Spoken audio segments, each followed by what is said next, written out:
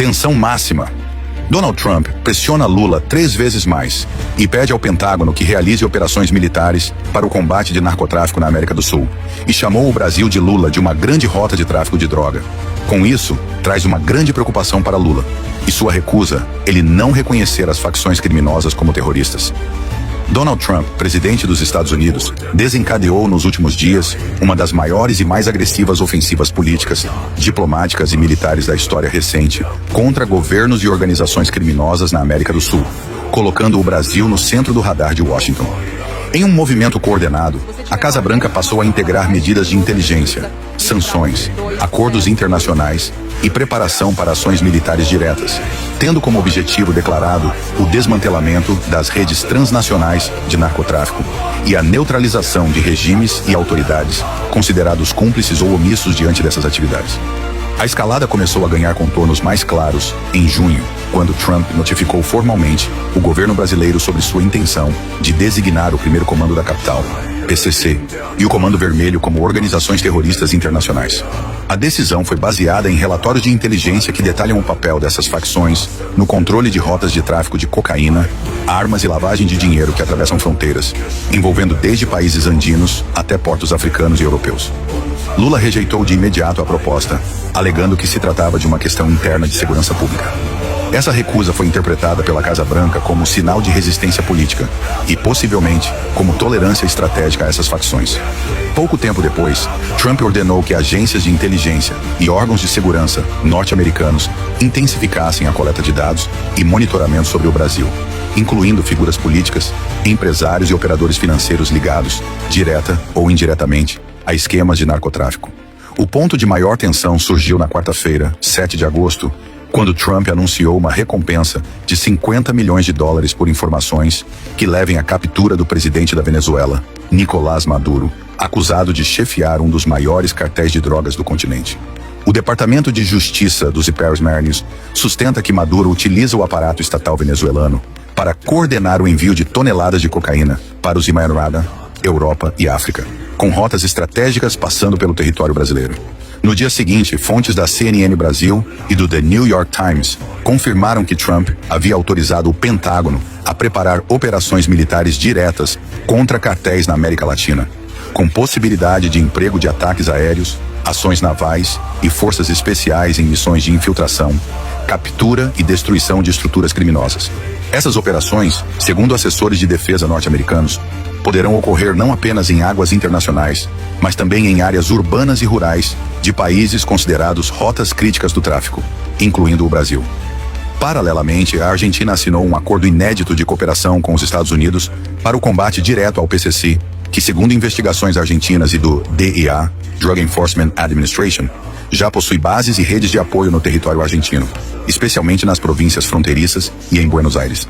Esse pacto prevê a atuação conjunta de forças policiais e militares argentinas e norte-americanas para capturar lideranças, destruir laboratórios e interromper fluxos de drogas e dinheiro, configurando a primeira ação oficial de um país vizinho alinhado totalmente à estratégia antidrogas de Trump. Para analistas, esse movimento isola ainda mais o Brasil, já que um dos principais vizinhos optou por abrir espaço para operações militares dos Revolucionários em China contra uma facção brasileira. Dentro desse cenário, as tensões políticas entre Lula e Trump atingem um nível sem precedentes. Além de ter rejeitado a classificação das facções como terroristas, Lula carrega um histórico de declarações ofensivas contra Trump, como quando o chamou de imperialista e insinuou que sua eleição representaria a volta do nazismo. Recentemente prometeu guerra total contra os Estados Unidos e declarou que buscaria no BRICS um alinhamento político para confrontar Washington. A estratégia, no entanto, desmoronou. China e Rússia, principais potências do bloco, evitaram qualquer manifestação de apoio explícito a Lula e focaram em agendas próprias. O golpe final veio quando Trump anunciou publicamente que se reunirá com Vladimir Putin para discutir um acordo de paz entre Rússia e Ucrânia, com participação dos Himalaias, China e Ucrânia, ignorando completamente o Brasil e demonstrando que as grandes potências estão conduzindo negociações sem qualquer envolvimento de Lula. Esse isolamento internacional vem acompanhado de pressões internas. Fontes ligadas às Forças Armadas brasileiras afirmam que há crescente simpatia em setores estratégicos do Exército e da Marinha pela aproximação com a administração Trump, vista como mais alinhada com os interesses de segurança hemisférica. A presença militar norte-americana no Brasil, sob o pretexto de exercícios conjuntos, aumentou nas últimas semanas. 2 cargueiros militares desembarcaram no país com equipamentos e contingentes para treinamentos em regiões estratégicas, algo interpretado por analistas como etapa inicial de uma possível operação de maior escala. Essa movimentação reforça o temor de que o território brasileiro possa, num futuro próximo, ser palco de missões de captura de alvos de alto valor ligados ao narcotráfico, com repercussões políticas diretas. Enquanto isso, cresce nos bastidores de Washington a discussão sobre novas sanções contra autoridades brasileiras, com base na Lei Magnitsky, ferramenta legal que permite ao 791 congelar bens, bloquear contas e proibir viagens de indivíduos acusados de corrupção ou violações de direitos humanos. Segundo o jornalista Glenn Greenwald, uma nova rodada de sanções, apelidada de Nova Magnitsky, poderá atingir 7 autoridades brasileiras, incluindo ministros do Supremo Tribunal Federal, deputados federais e senadores. Caso sejam confirmadas, essas medidas isolariam financeiramente essas figuras do sistema bancário internacional e aumentariam a pressão sobre Brasília. O temor no Planalto é que nomes de peso sejam revelados a qualquer momento, provocando crise política interna e fragilizando ainda mais o governo.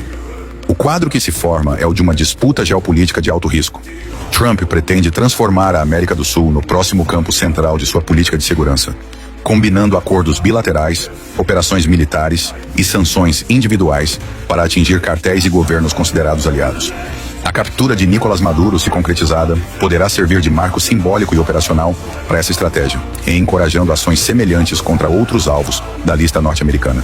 No caso do Brasil, a recusa de Lula em alinhar-se à política antidrogas de Washington e a proximidade com Caracas colocam o país numa posição vulnerável, com possibilidade real de se tornar alvo indireto de incursões militares ou operações de inteligência coordenadas. Análise. O cenário atual é de máxima tensão e instabilidade. Donald Trump está colocando em prática um plano de longo alcance que não se limita a caçar líderes de cartéis, mas também busca redesenhar a geopolítica de segurança da América do Sul. A combinação de presença militar, alianças estratégicas com países vizinhos como a Argentina, uso da Lei Magnitsky contra autoridades estrangeiras e operações de alto risco indica que os próximos meses poderão redefinir o papel do Brasil na região, e não necessariamente de forma favorável para Lula. A ausência de apoio do BRICS, o isolamento diplomático e a pressão crescente das Forças Armadas internas aumentam o risco de rupturas políticas, enquanto o 791 mantém a capacidade de agir de forma rápida e precisa, tanto dentro quanto fora do território brasileiro.